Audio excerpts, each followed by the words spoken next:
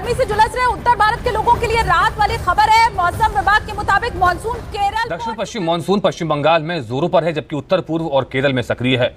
मध्य प्रदेश, ओडिशा, कर्नाटक, केरल और अंडमान तथा अमूमन साउथ वेस्ट मानसून जो है वो 1 जून के आसपास दस्तक देता है और इस बार एक हफ्ते की देरी इस मानसून में देखी जा रही है। The southwest monsoon has covered most parts of Sri Lanka and is all set to arrive in Kerala within the next couple of days.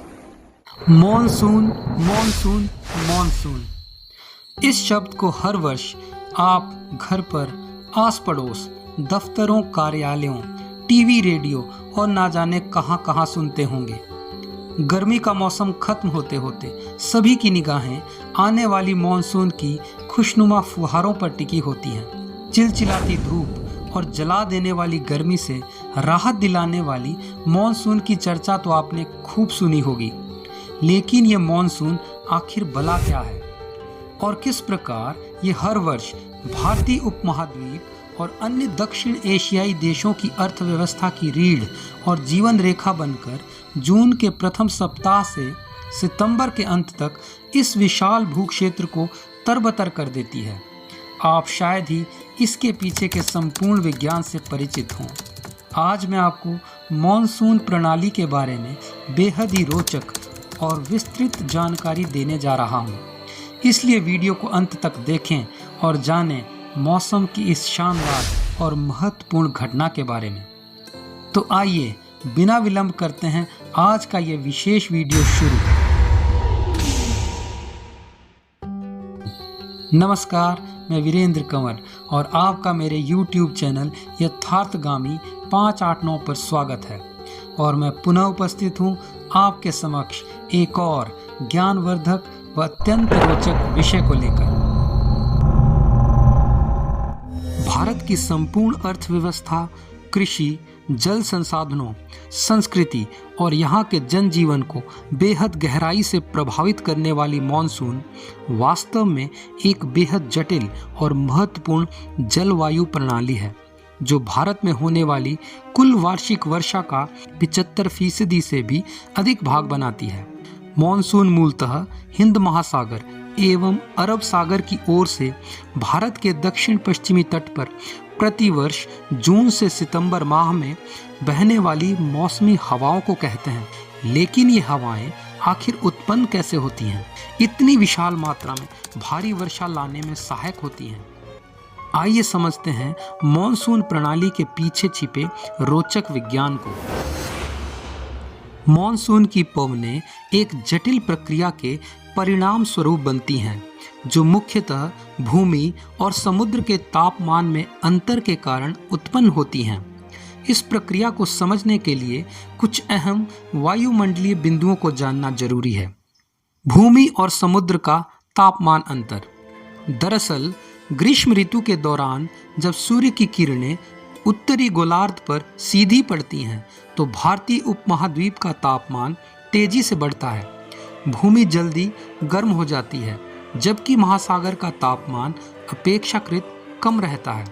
इसका कारण यह है कि जल की तापीय क्षमता अधिक होती है, जिससे वह धीरे धीरे गर्म होता है और धीरे धीरे ही ठंडा होता है। दाब क्षेत्र का निर्माण। भूमि के अधिक गर्म होने से वहां पर वायुमंडलीय दबाव कम हो जाता है और यह एक निम्न दाब क्षेत्र बनाता है। दूसरी ओर महासागर का तापमान कम होने से वहां उच्च दबाव का क्षेत्र बनता है। हवाओं का प्रवाह। वायुमंडल में हवा हमेशा उच्च दबाव वाले क्षेत्र से निम्न दबाव वाले क्षेत्र की ओर बहती है। इसलिए महासागर के उच्च दबाव वाले क्षेत्र से हवाएं भूमि के निम्न दबाव वाले क्षेत्र की ओर खींचने लगती हैं। ये हवाएं दक्षिण पश्चिम से उत्तर पूर्व की ओर भारत की ओर बहती हैं। इस कारण इन्हें दक्षिण पश्चिमी मानसून पवनें कहा जाता है। तिब्बत का पठार। अपनी अत्यधिक ऊंचाई के कारण विश्व की छत कहा जाने वाला तिब्बत का पठार भी मानसून पर विशेष प्रभाव डालता है। यह पठार मई जून में गर्म हो जाने पर निम्न दबाव का क्षेत्र बनाता है, जो मानसून की हवाओं को मजबूत कर उसकी सक्रियता और तेजी बढ़ाने में अहम भूमिका निभाता है। जेट स्ट्रीम का प्रभाव। वायुमंडल में लगभग 9 से 16 किलोमीटर की ऊंचाई पर पश्चिम से पूर्व की ओर बहने वाली तेज हवाओं की एक पतली परत भी, जिन्हें जेट स्ट्रीम कहा जाता है, मॉनसून पर गहरा प्रभाव डालती है। गर्मियों में तिब्बती पठार के ऊपर तापमान बढ़ने से उपोष्ण कटिबंधीय जेट स्ट्रीम उत्तरी दिशा में स्थानांतरित हो जाती है। इस स्थानांतरण से भारतीय उपमहाद्वीप में दक्षिण पश्चिम मॉनसून को आने की जगह मिलती है और यह स्थानांतरण मॉनसून के आगमन का संकेत देता है। वहीं दूसरी ओर मॉनसून के दौरान उष्णकटिबंधीय पूर्वी जेट स्ट्रीम बंगाल की खाड़ी के ऊपर विकसित होती है, जो दक्षिण पश्चिम मॉनसून की नमी युक्त हवाओं को भारत की ओर धकेलने में मदद करती है और मॉनसून की तीव्रता को बढ़ाती है।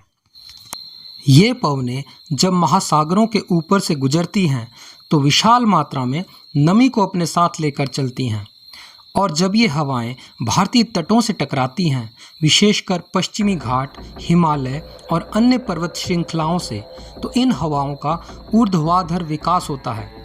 ऊपर उठकर ये नमी संघनित होकर बादलों का निर्माण करती है, जिसके परिणाम स्वरूप संपूर्ण भारतीय महाद्वीप पर भारी वर्षा का सिलसिला शुरू हो जाता है। यही वर्षा भारत में जून से सितंबर तक चलने वाली इस दक्षिण पश्चिमी मॉनसून की मुख्य विशेषता है। मॉनसून के पलटने की प्रक्रिया। मॉनसून की ये पवनें लगभग 3 माह तक लगातार वर्षा कराने के बाद सितंबर में कमज़ोर पड़ने लगती हैं, जब भूमि का तापमान गिरने लगता है और महासागर का तापमान अपेक्षाकृत स्थिर रहता है, क्योंकि सूर्य 21 जून को कर्क रेखा तक पहुंचने के बाद वापस भूमध्य रेखा की ओर बढ़ने लगता है। परिणाम स्वरूप भारत के उत्तर पश्चिम भाग में उच्च दबाव का क्षेत्र बनने लगता है और अब हवाएं अपनी दिशा पलटते हुए उत्तर पूर्व दिशा से महासागरों पर बने निम्न दबाव वाली दक्षिण पश्चिम दिशा की ओर चलने लगती है। उत्तर पूर्व मॉनसून कही जाने वाली ये हवाएं मुख्य रूप से दक्षिण भारत के तमिलनाडु में वर्षा लाती हैं। मॉनसून का महत्व। भारतीय मॉनसून संसार की सबसे बड़ी और व्यापक मौसमी घटना है और यह न केवल पर्यावरण, कृषि और यहाँ की संस्कृति पर अपना प्रभाव डालती है, अपितु यह आर्थिक दृष्टि से भी भारतीय महाद्वीप की जीवन रेखा कहलाती है। इसके बिना संसार के सबसे ज़्यादा आबादी वाले इस देश में जीवन की कल्पना भी नहीं की जा सकती, किंतु सहस्त्रों वर्षों से यहाँ के जनजीवन को समृद्ध बनाने वाली संजीवनी प्राणदायिनी यह मॉनसून मानवों द्वारा पर्यावरण को पहुंचाई जा रही लगातार क्षति के कारण गंभीर अनियमितताओं का शिकार हो रही है। जलवायु परिवर्तनों के प्रभाव के कारण मॉनसून पैटर्न में अब अस्थिरता देखी जा रही है। कहीं कहीं अत्यधिक वर्षा हो रही है तो कहीं सूखे की स्थिति पैदा हो रही है। हमने समय रहते यदि अपने पर्यावरण को बचाने के लिए गंभीर उपाय नहीं किए तो वह दिन दूर नहीं जब भारत के अधिकांश जलाशयों, नदियों और झीलों को पानी देने वाली यह मॉनसून खुद ही नीरसता का शिकार हो जाएगी। इसलिए हम सभी को पर्यावरण संरक्षण में अपना अपना योगदान देना होगा, ताकि आने वाली पीढ़ियों के लिए प्रकृति की इस अनमोल धरोहर को सहेज कर रखा जा सके। आज की प्रस्तुति में बस इतना ही। आशा है आपको मेरी यह प्रस्तुति पसंद आई होगी। आपसे जल्दी ही फिर भेंट होगी। तब तक के लिए नमस्कार।